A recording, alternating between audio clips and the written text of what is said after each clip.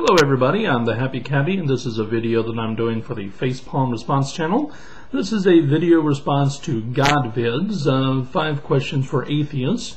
I don't really consider myself like an atheist channel, atheist activist or anything like that, but nevertheless I thought I'd weigh in with my answers. And by the way, if you haven't checked out GodVids, link is in the sidebar. This video that I'm responding to, he's doing a style parody of Coughlin 666. So, in case you're wondering why he looks the way he does, it's all a style parody. Number one, someone that you love dearly is on their deathbed. Medicine has done all it can do.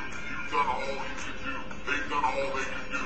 All of your options have been fully exhausted, and now there's nothing left but to sit back and watch them die. Do you pray?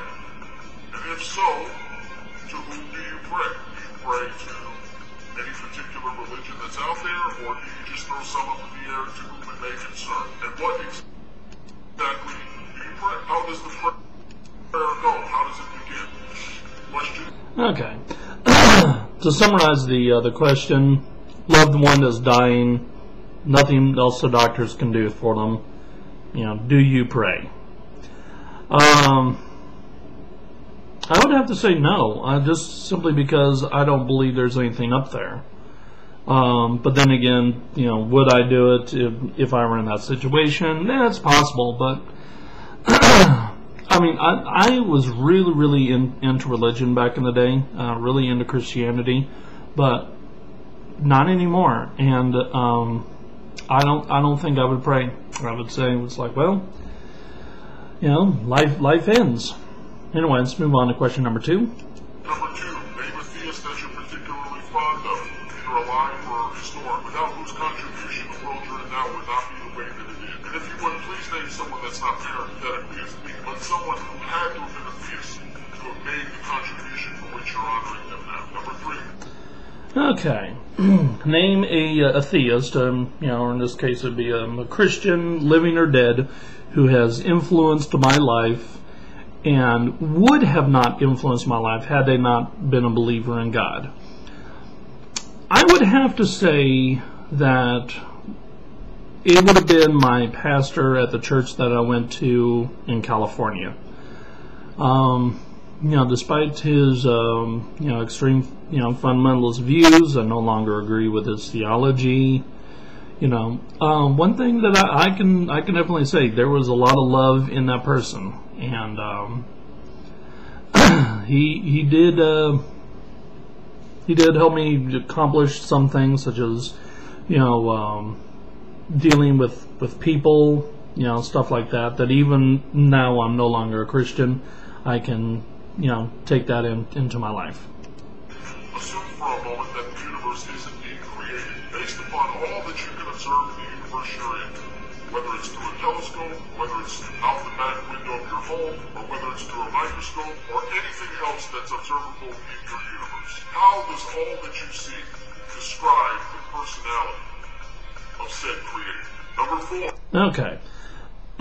Assuming that there is a creator who created everything, based on what I see, describe the nature of that creator.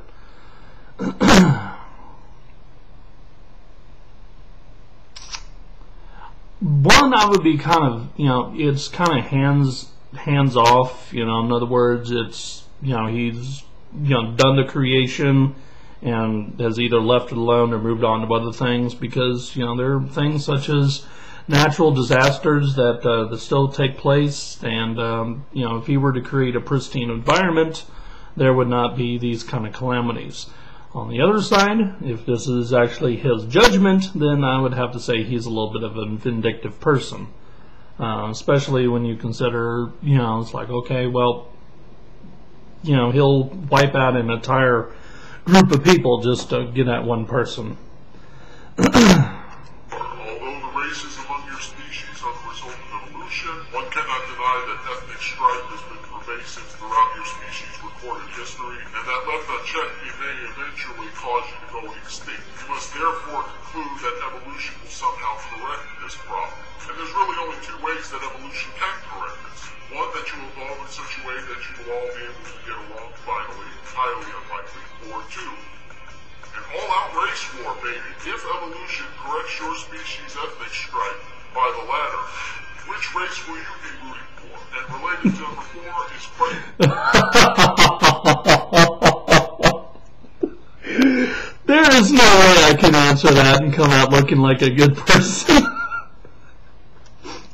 If evolution, you know, basically does like the survival of the fittest type thing, which race of humanity are you going to be rooting for?